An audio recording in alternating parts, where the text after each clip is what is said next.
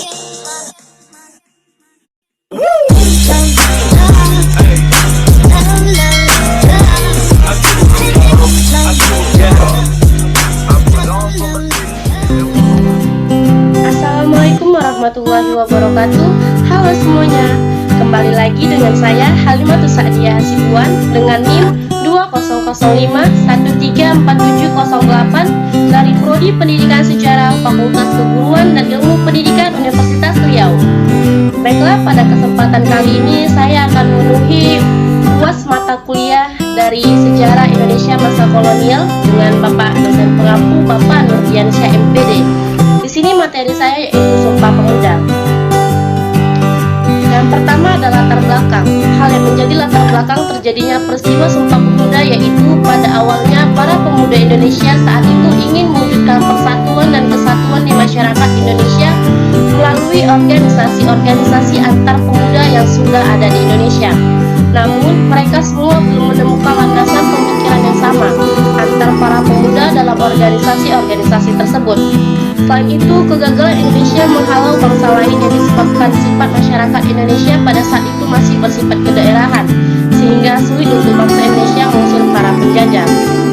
Baiklah, di sini kita akan memasuki peristiwa sejarah Sumpah Pemuda. Yang pertama itu ada Kongres Pemuda 1. Kongres Pemuda 1 ini dilaksanakan di Yogyakarta pada tanggal 30 April sampai 2 Mei tahun 1926. Kongres Pemuda 1 ini diketuai oleh Muhammad Tabrani.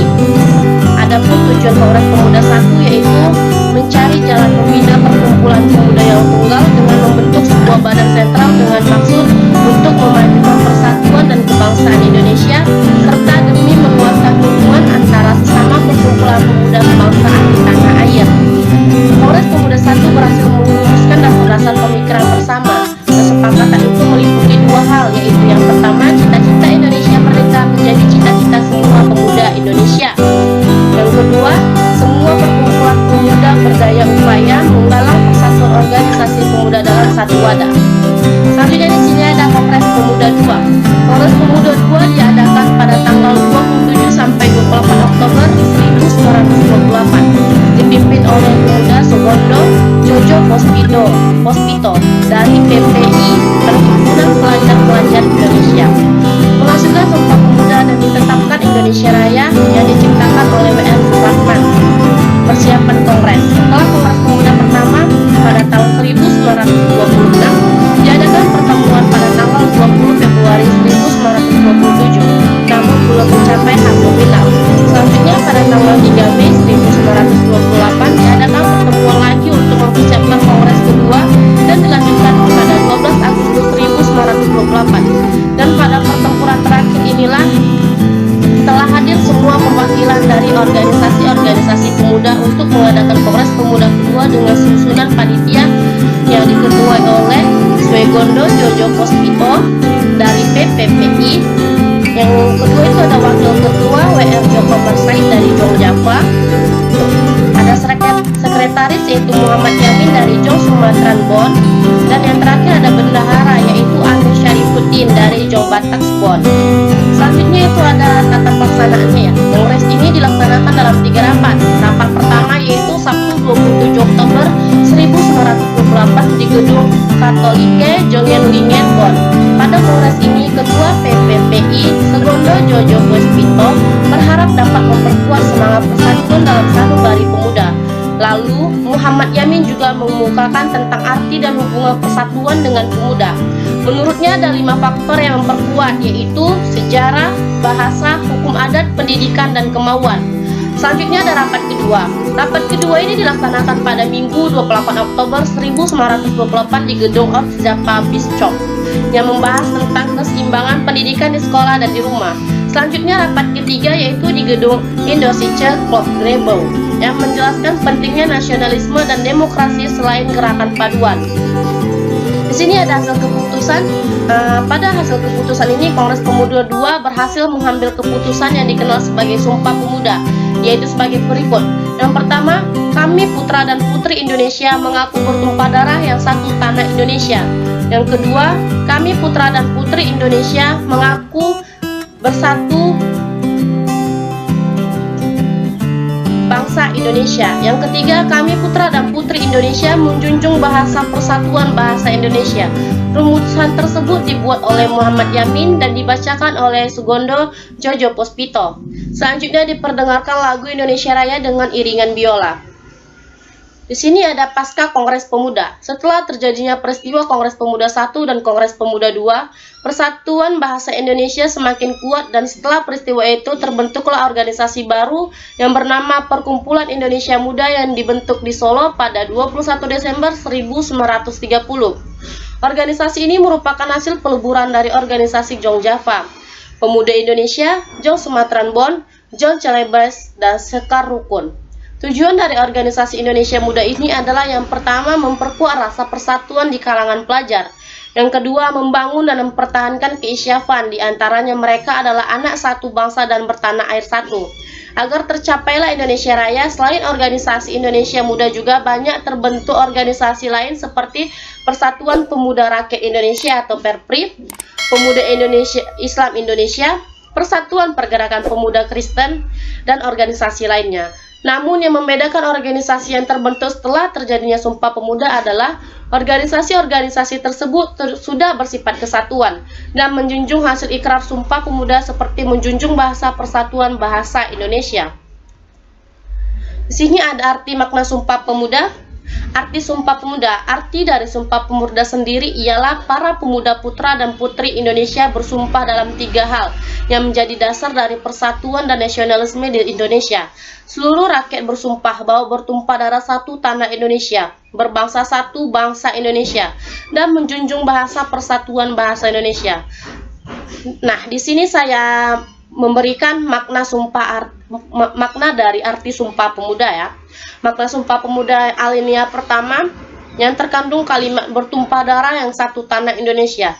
Makna Sumpah Pemuda pada alinea pertama ini menggambarkan bahwa para pemuda dan pemudi Indonesia bersungguh-sungguh untuk memperjuangkan kemerdekaan hingga titik darah penghabisan. Di sini ada makna Sumpah Pemuda alinea kedua. Di alinea atau butir kedua tersebut kalimat berbangsa yang satu bangsa Indonesia. Nah, makna Sumpah Pemuda alinea kedua ini menggambarkan walaupun kita berasal dari suku yang berbeda-beda, namun pemuda-pemudi hanya mengakui satu bangsa, yaitu Indonesia. Alinea ini menegaskan adanya rasa persatuan dan toleransi yang kokoh. Selanjutnya ada makna Sumpah Pemuda alinea ketiga. Dalam alinea ketiga ini terkandung kalimat menjunjung bahasa persatuan bahasa Indonesia. Kalimat ini menegaskan bahwa bangsa Indonesia merupakan bahasa persatuan yang menjadi identitas bangsa dan harus dijunjung tinggi. Sebagai generasi yang hidup di masa sekarang, tentunya ada banyak cara yang bisa dilakukan untuk merealisasikan makna Sumpah Pemuda. Bisa saya ambil contohnya, yaitu makna Sumpah Pemuda bagi pelajar ya. Misalnya itu dengan mengikuti upacara bendera untuk mengenang perjuangan pahlawan dan tidak membeda-bedakan latar belakang teman dari suku berbeda-beda. Selanjutnya ada nilai-nilai yang terkandung dalam peristiwa Sumpah Pemuda. Dari sejarah Sumpah Pemuda ini dapat kita ambil nilai-nilai persatuan dan kesatuan yang dapat kita amalkan dalam kehidupan sehari-hari. Adapun nilai-nilai luhur yang terkandung dalam Sumpah Pemuda adalah sebagai berikut. Yang pertama itu ada cinta bangsa dan tanah air. Cinta terhadap bangsa dan tanah air ini artinya kita setia terhadap bangsa dan negara Indonesia. Kita berbuat sesuatu yang baik ditunjukkan demi kemajuan bangsa dan kemajuan masyarakat Indonesia. Selanjutnya ada persatuan. Sumpah Pemuda merupakan sumpah yang mampu menyatukan para pemudi berbagai kalangan daerah dalam satu wadah, yakni satu bangsa. Penjajah tak bisa terusir jika rasa persatuan tidak tercipta antar pemuda dan pemudi seluruh tanah air Indonesia. Maka di samping itu juga tanpa persatuan dalam kita tak akan dapat mengalahkan para penjajah. Seperti halnya peribahasa yang berbunyi, bersatu kita teguh, bercerai kita runtuh. Selanjutnya itu sikap rela berkorban. Rela berkorban dalam hal ini adalah diartikan sebagai suatu perbuatan yang tak mengharapkan imbalan. Apa yang sudah kita lakukan merupakan sikap penuh rasa ikhlas. Sikap rela berkorban demi kepentingan orang banyak mampu meningkatkan persatuan dan kesatuan, layaknya para pemuda yang rela berkorban demi kemerdekaan bangsa. Yang keempat itu ada mengutamakan kepentingan bangsa. Pada waktu Sumpah Pemuda, para pemuda tak mementingkan daerah atau golongannya masing-masing. Namun, mereka hanya memikirkan bagaimana supaya seluruh Indonesia dapat bersatu padu untuk mengusir penjajahan dan mencapai kemerdekaan. Selanjutnya ada dapat menerima dan menghargai perbedaan. Peristiwa Sumpah Pemuda menyatukan tekad dan tujuan seluruh pemuda dari berbagai daerah. Meskipun mereka berlatar belakang dan kebudayaan yang berbeda-beda, namun mereka tidak mempermasalahkan hal tersebut. Semua menerima dan menghargai demi terwujudnya satu bangsa, yaitu Indonesia. Selanjutnya ada semangat persatuan. Keluarga merupakan sikap dan perbuatan yang mengutamakan kebersamaan dalam pergaulan. Semua masyarakat Indonesia adalah satu keluarga besar. Jika salah satu anggota kita menderita, maka keluarga yang lain harus menolong. Begitulah seharusnya sikap seorang keluarga, harus mampu memberikan rasa saling menghormati dan tolong menolong dengan penuh ikhlasan dan kasih sayang. Dan yang terakhir ada meningkatkan semangat gotong royong atau kerjasama. Gotong royong atau kerjasama merupakan ciri khas bangsa Indonesia sejak zaman dahulu. Hal ini dapat dibuktikan dengan kerjasama para pemuda dalam rangka mengikrarkan Sumpah Pemuda. Kerjasama dalam kebaikan mampu memberikan manfaat yang baik bagi orang lain.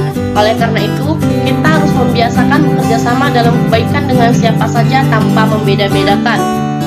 Nah, di sini yang ada ya, dampak peristiwa Sumpah Pemuda. Sebagai salah satu peristiwa penting yang terjadi di Indonesia, terutama dalam catatan sejarah kemerdekaan Indonesia, pastinya Sumpah Pemuda juga memberikan beberapa dampak atau pengaruh penting bagi bangsa Indonesia, baik di masa lalu maupun di masa sekarang. Nah, dampak di masa lalu itu ada mengokohkan keinginan dan cita-cita untuk menjadikan bangsa Indonesia sebagai bangsa dan negara yang bebas dan merdeka. Yang kedua ada menyatukan pemuda-pemuda dari seluruh pelosok Indonesia menjadi satu kesatuan tanpa membeda-bedakan latar belakang maupun status kesukuan dan kedaerahan masing-masing. Nah, di sini juga dampak pada masa sekarang ya. Nah, di sini ada Sumpah Pemuda menjadi bukti otentik akan adanya kelahiran bangsa Indonesia sebagai satu kesatuan. Yang kedua, Sumpah Pemuda mempengaruhi kehidupan bangsa Indonesia untuk hidup rukun dan berbangsa satu. Dan yang terakhir itu Sumpah Pemuda mempengaruhi peran pemuda sebagai penerus bangsa untuk senantiasa menjaga rasa nasionalisme, persatuan dan kesatuan bangsa. Sekian, hanya itu yang dapat saya sampaikan. Lebih dan kurang saya mohon maaf. Saya akhiri dengan wassalamualaikum warahmatullahi wabarakatuh.